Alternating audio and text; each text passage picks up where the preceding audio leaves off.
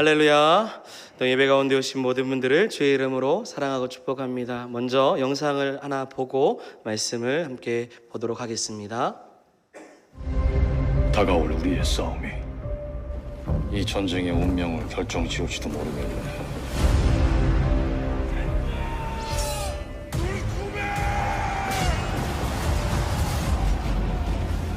시방 우리는 공세가 아니라 수세야. 트르가 내모는 어세지니 쿠아레를 넣을까? 이상으로 위험합니다. 물러나야 합니다, 장군. 적들이 바로 문 앞에 있어. 진정 하객진이 답이 될 수 있습니까? 샤치오 오카이스 아다도 나르다로. 대체 이 전쟁은 무엇입니까? 의와 불의의 싸움이지. 테오 하야메로 하이키모노 카츠오자.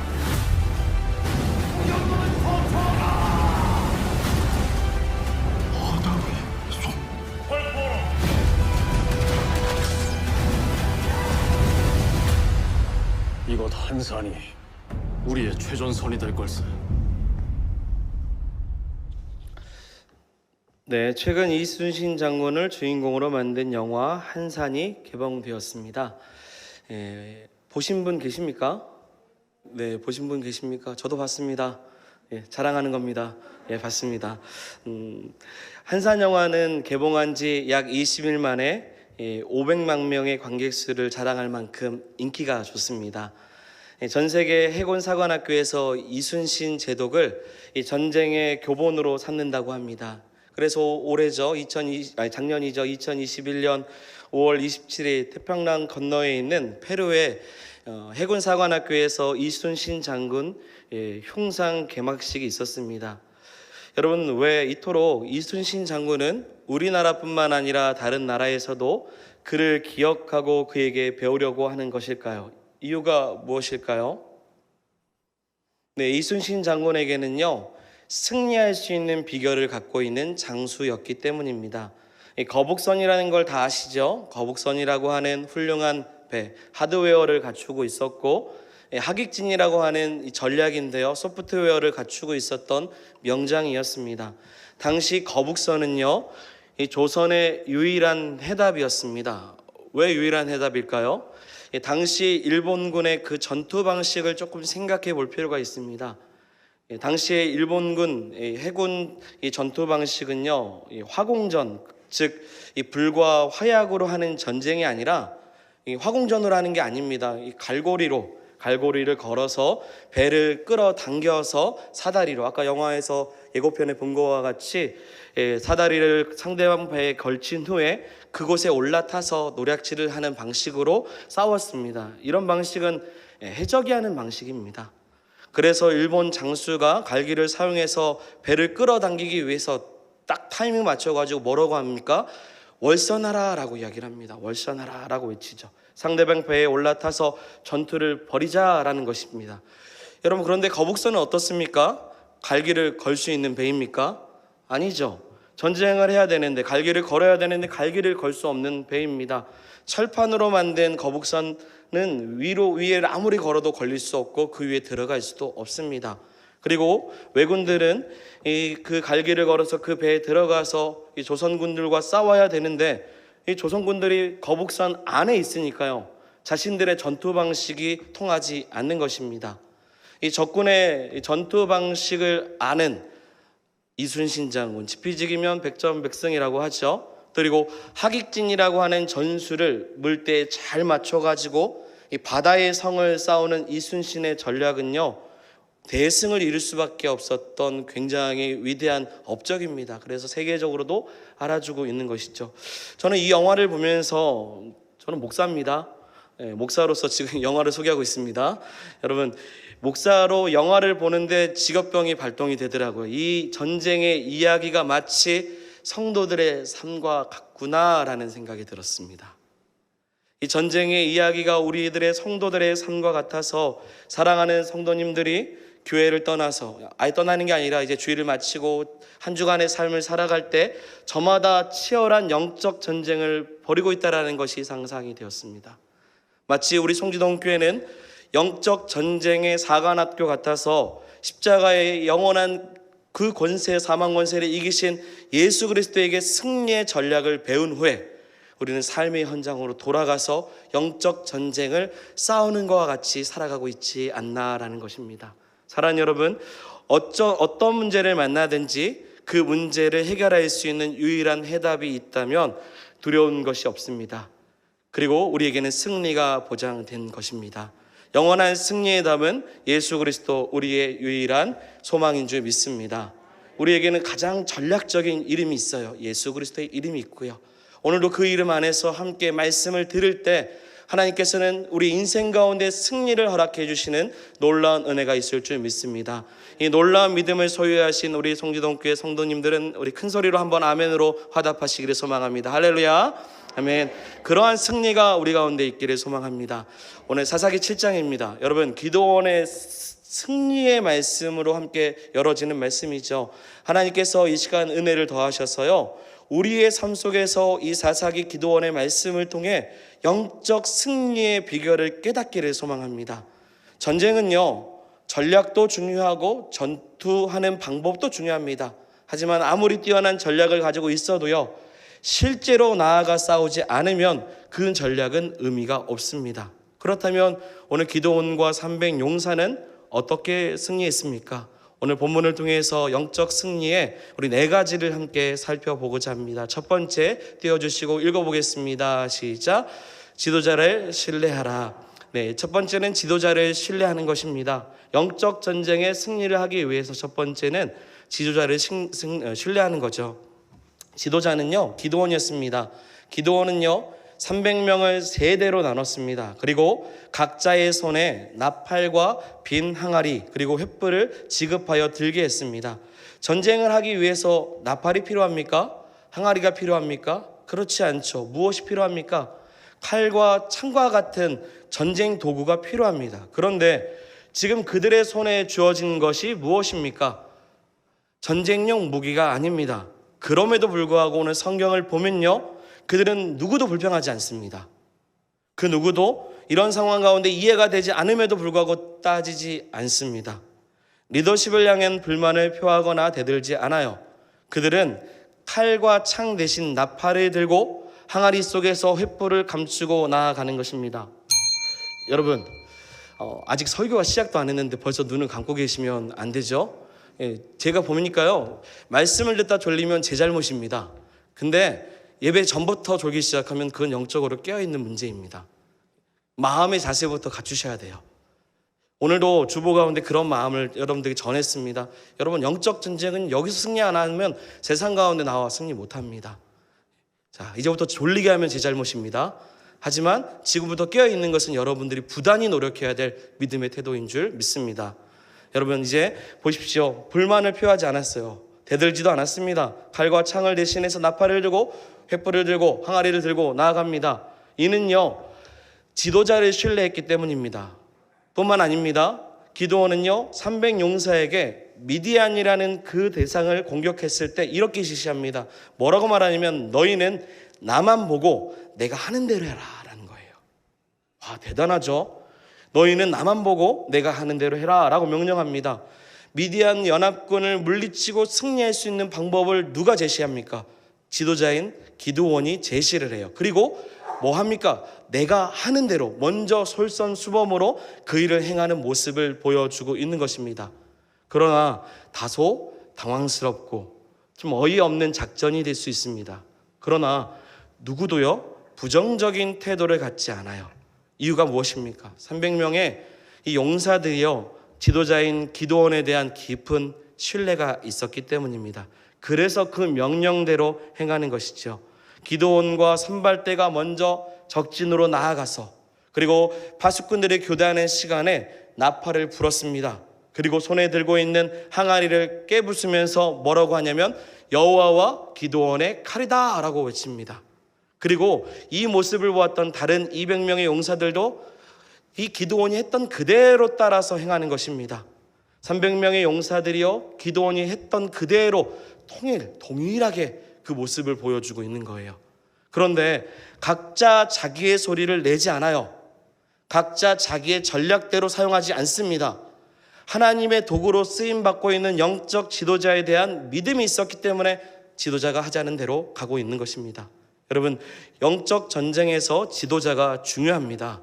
지도자가 흔들리면 모두가 흔들립니다. 지도자가 넘어지면 함께 넘어집니다. 그렇다고 이 말이요, 지도자의 말에 복종하라 라고 여기면 안 됩니다. 그건 잘못된 적용입니다. 성경에서 말하는 논리는 그것이 아니에요. 지금 제가 말씀드리는 뻔뻔하게 앞에서 지도자같이 있으면서 저를 신뢰하십시오라고 말하는 말이 여러분 저를 이야기하는 것이 아닙니다.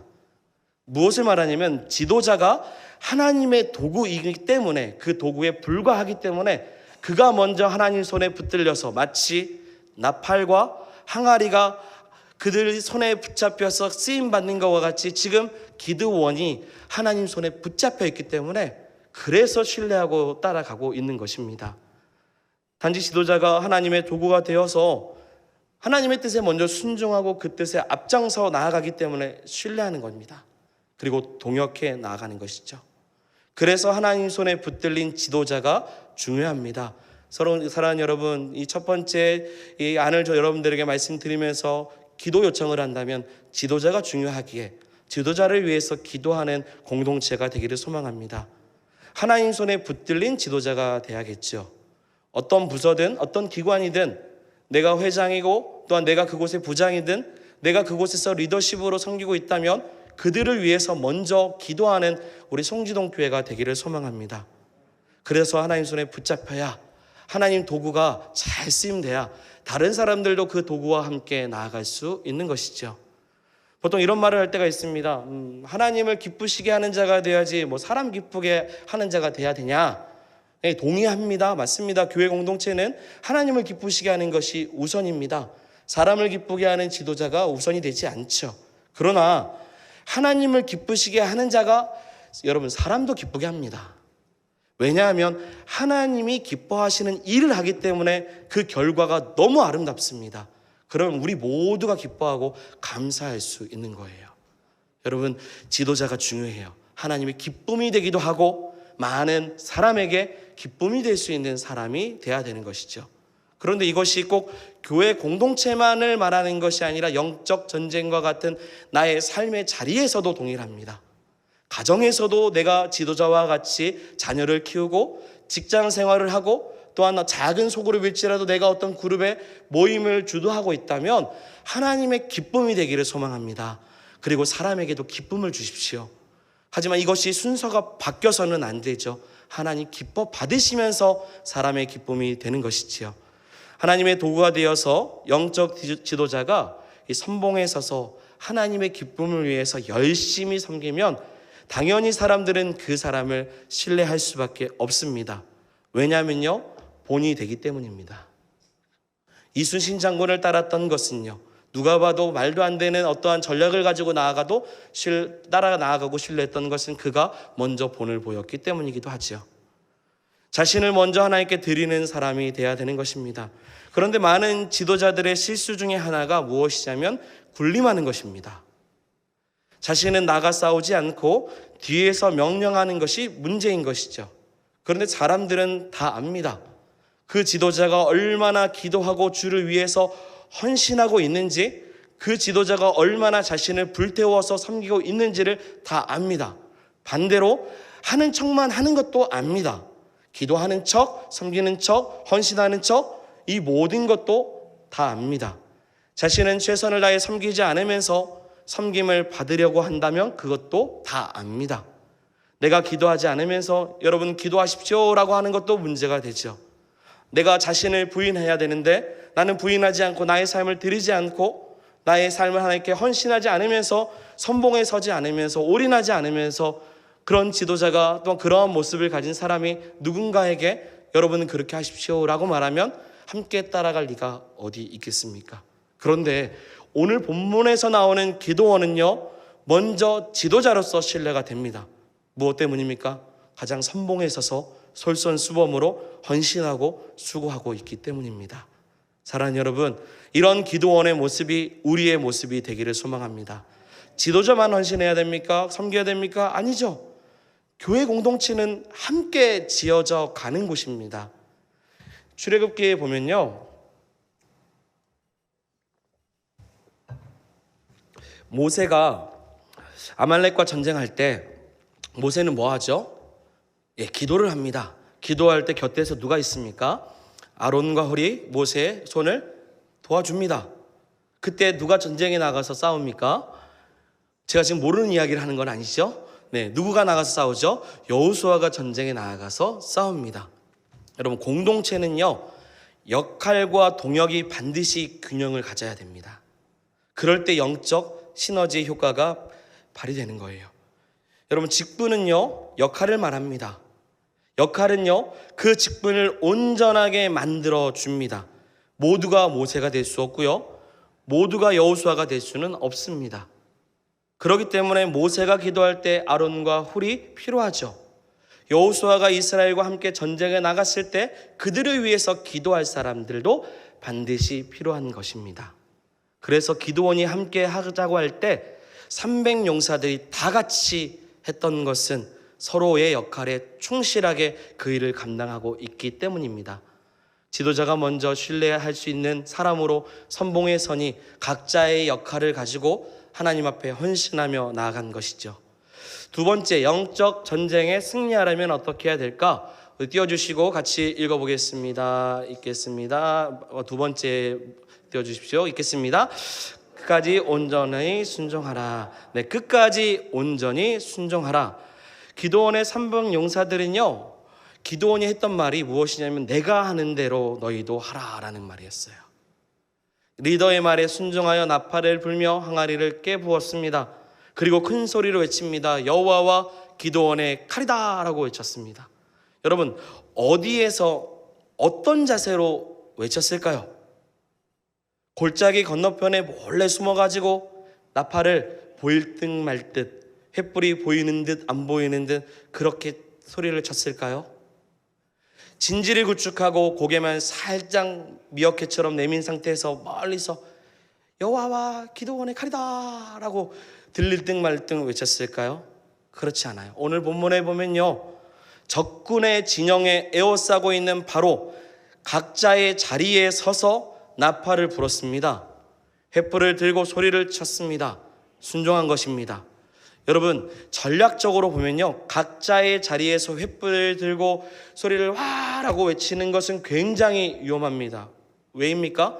자신의 위치를 상대방에게 노출시키는 모습이기 때문입니다. 밤입니다. 소리치면 다 압니다.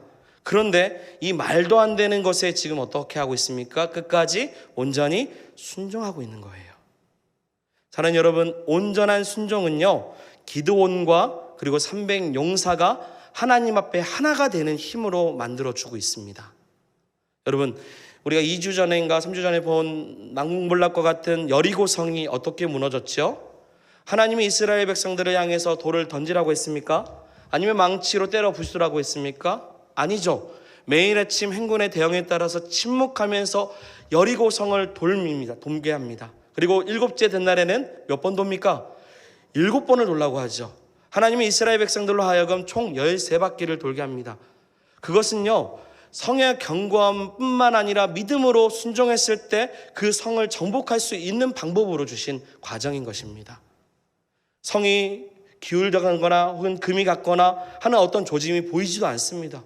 마지막 날까지 돌 때도 아무런 일이 일어나지 않아요. 그런데 그들은 하루에 한 바퀴씩, 그리고 마지막 날에는 7바퀴를 돕니다. 온전히 순종을 해요.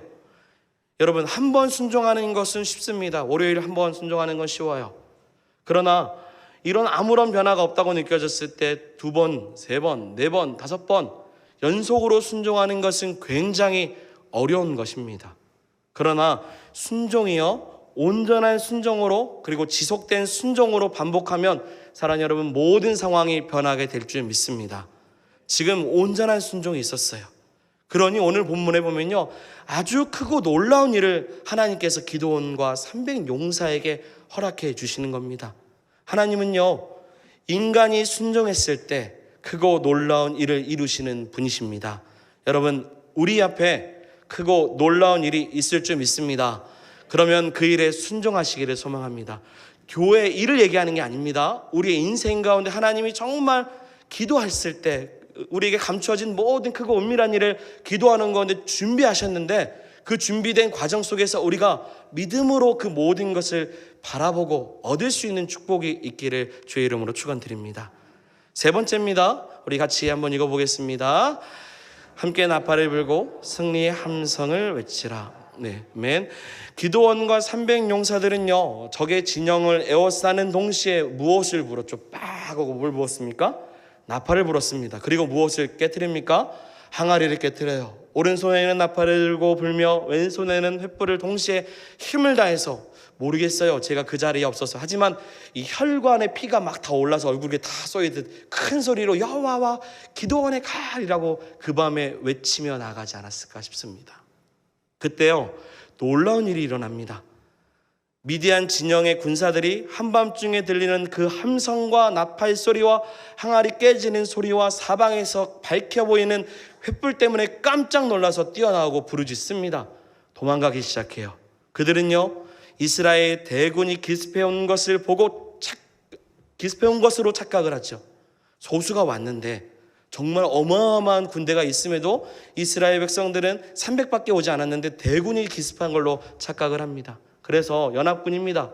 미디안 사람과 아말렉 사람과 동방 사람들이 이게 적인지 아군인지 구분하지 못해요. 그래서 서로 죽이려고 정말 몸부림치며 있고 있는 겁니다.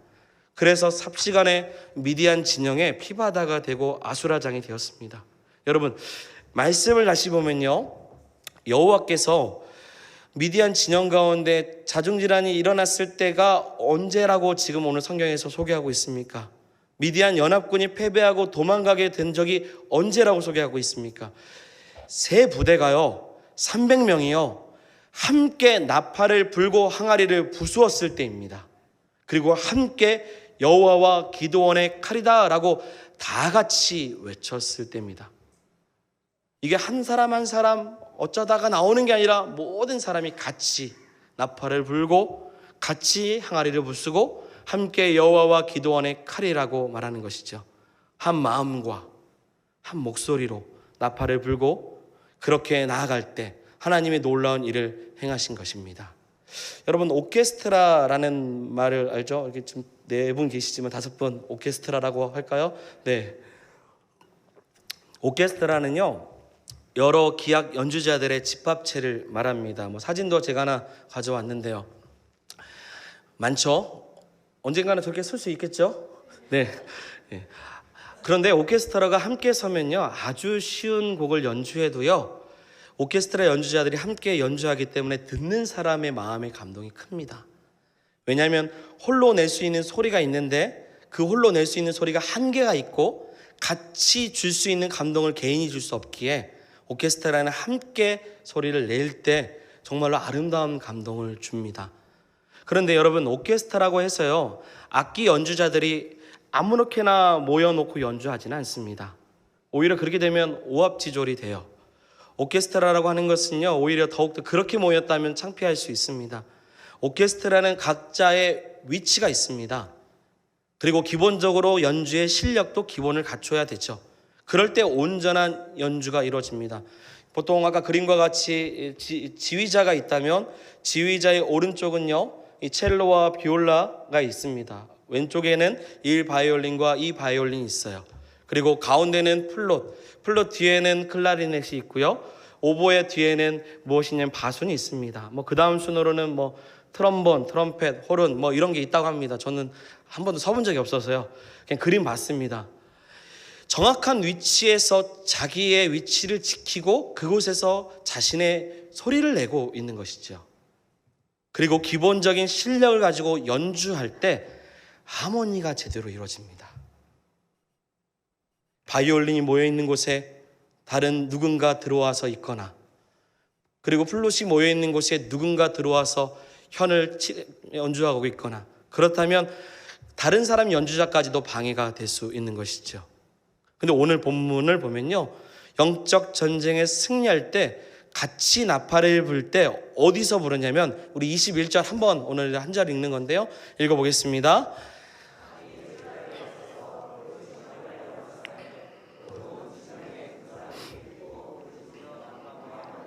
아멘. 21절에 각기 제자리에 서서라고 나옵니다. 여러분, 각기 제자리라는 말에 주목합니다. 여러분, 신앙에는 자기 자리가 있습니다. 내가 하나님을 사랑하고 섬기는 자리가 있어요. 내가 하나님을 바라보는 자리가 있습니다. 내가 영적 전쟁으로 공동체와 믿음을 지키는 여러분 자리가 있습니다. 그런데 그 자리를 잃어버리면 문제가 되는 거예요. 나팔을 불고 항아리를 가지고 있어야 되는 그 자리에 내가 나팔을 들고 있지 않고 항아리를 들지 않고 있는, 내가 그곳에 없는 나의 모습이 있을 수 있다는 겁니다. 여러분, 코로나입니다. 지금 오늘도 제가 보니까요, 많이 안 오셨어요. 이렇게 확산되면 같이 영향을 받으시는 분들이 조금은 있습니다. 그리고 또 이번 주가 뭐 연휴인가 봐요. 어디 가신다고 저한테 미리 양해려고 하시는 분도 있어요. 코로나 이후에 한국 교회에서 가장 크게 상실된 것이 무엇이냐면 예배자들입니다. 내 예배 자리를 잃어버리는 거예요. 섬김과 봉사의 부재가 없어지기 시작합니다. 왜죠? 코로나로 인해서 봉사를 하지 않아요. 섬김을 올스톱합니다. 하나님을 섬기는 예배마저도 흔들리고요. 저희 교회는 믿음이 되게 좋으신지 식사도 지금 하고 있는데 아직도 대다수 교회는 식사를 하지 않습니다. 저희가 어겨서 하는 건 아니죠. 교회에서 흔히 말하는 이 헌신을 물리적으로 무엇 때문에 못해요? 코로나 때문에 못했습니다. 그 후에 좀 어느 정도 회복이 되어서 정부에서도 좀 풀고 같이 다시 교회는 예전과 같이 사역해야 됩니다 라고 모이십시오 하니까 모이지 않네요. 헌신과 섬김을 선뜻 나서서 내가 하겠다는 말을 선뜻 하지 않습니다. 여러분, 겨우 1년, 2년밖에 안 됐습니다. 올해 3년 차면요. 1년과 2년 사이에 한국 교회가 지금 그러한 것을 잃어버리고 있습니다. 왜 그럽니까?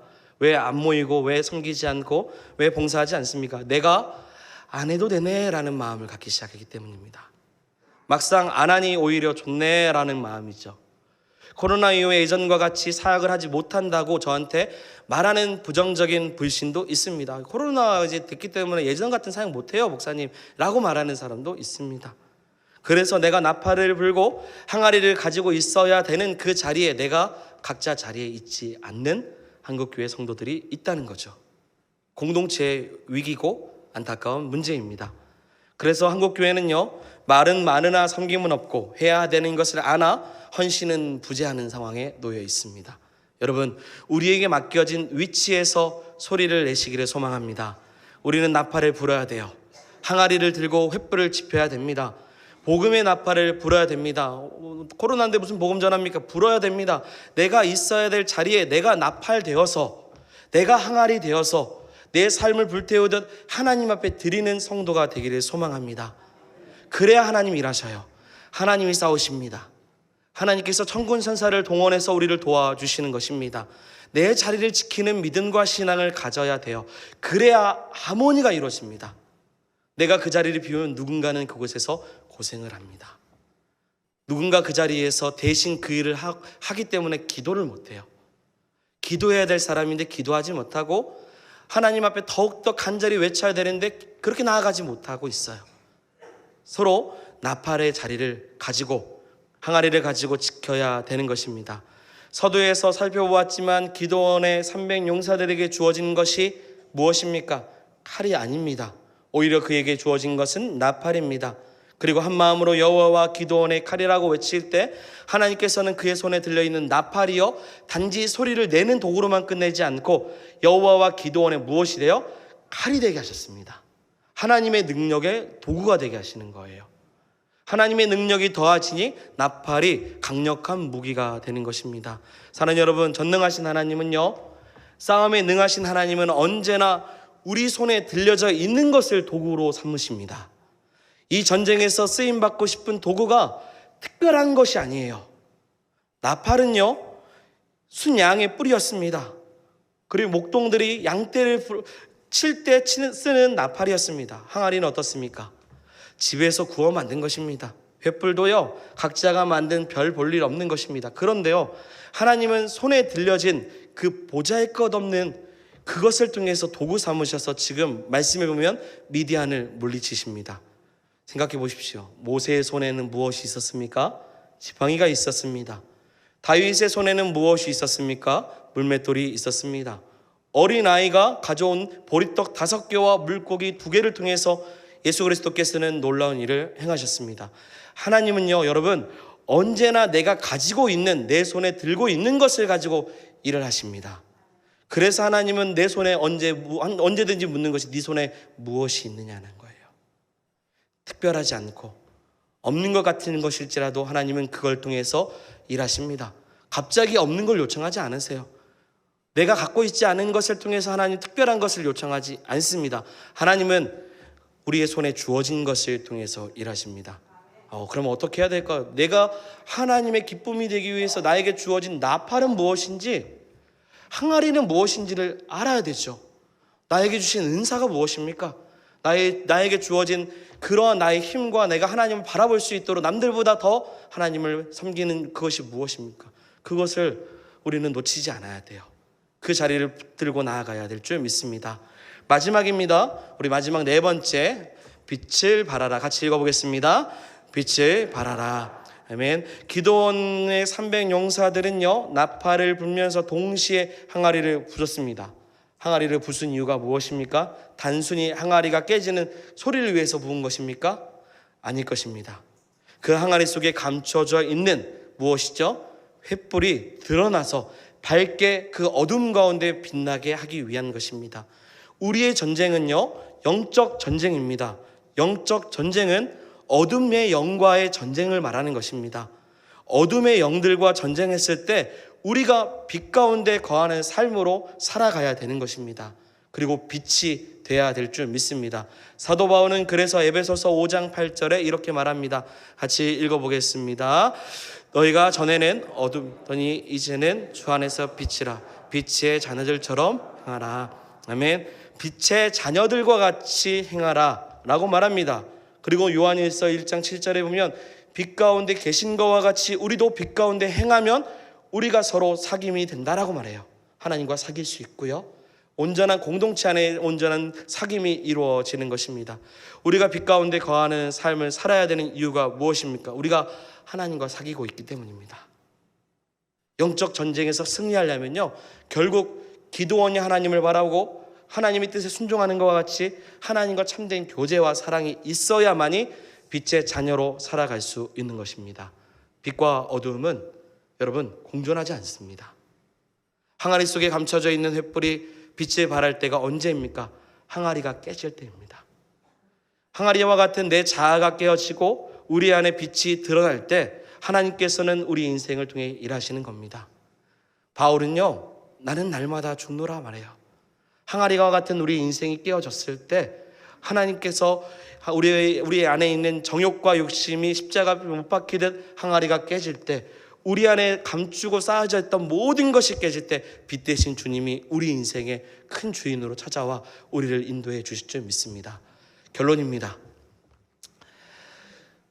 여러분, 지도자는요, 영적 선봉에 서서 먼저 섬겨야 됩니다. 부서든 기관이든 지도자로서, 리더로서 서 있다면 그 자리에서 자신을 먼저 드리시기를 소망합니다. 헌신하십시오.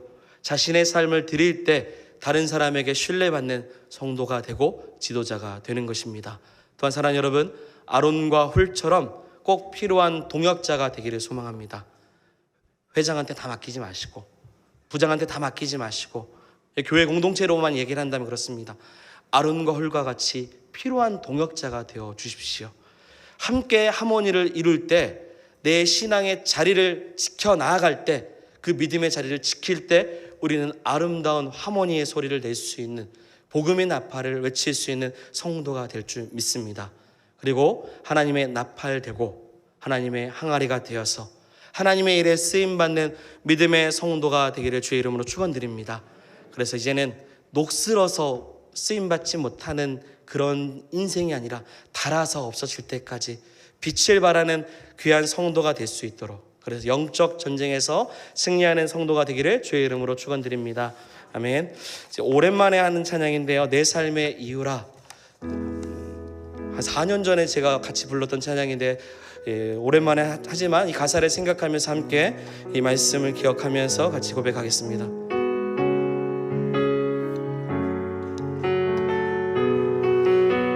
우리의 삶의 이유입니다. 예수는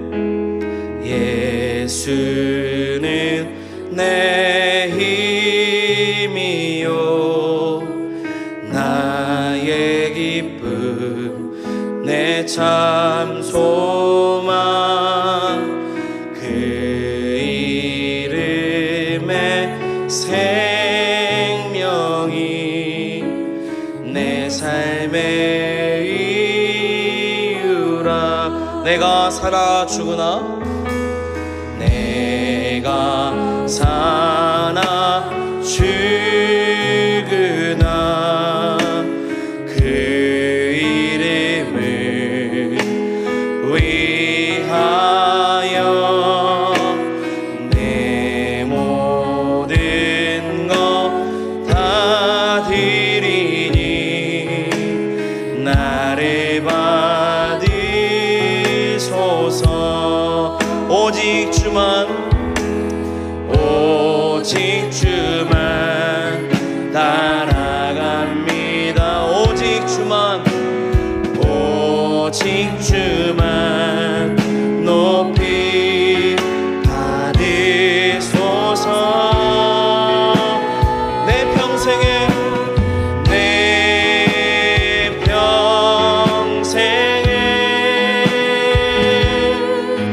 그 이름을 그의 선하심을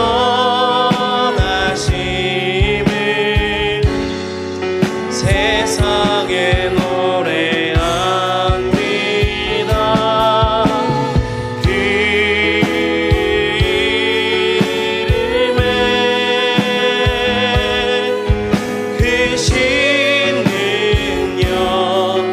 영원한 생명이 내 삶의 이유로 오직 주만 따라갑니다. 오직 주만 우리 모두가 따라갑니다. 오직 주만 높이 받으소서.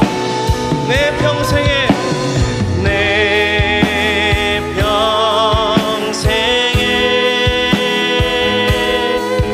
그 이름을 그의 선하심을 세상에 노래합니다. 그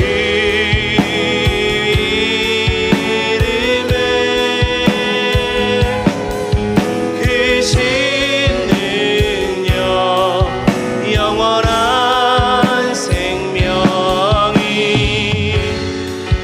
내 삶의 한 번 더 내 평생에 그 이름을 내 평생에 그 이름을 그의 선하심을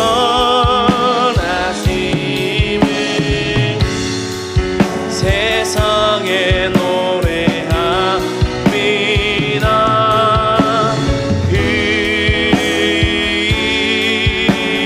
이름에 그 신능력 영원한 생명이 내 삶의 우리 마지막으로 우리의 목소리로 내 평생에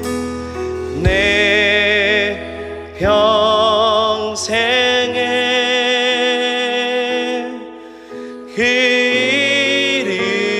이름을 그의 선하심을 세상에 노래합니다. 그 이름에 되시는요 영원한 생명이 내 삶의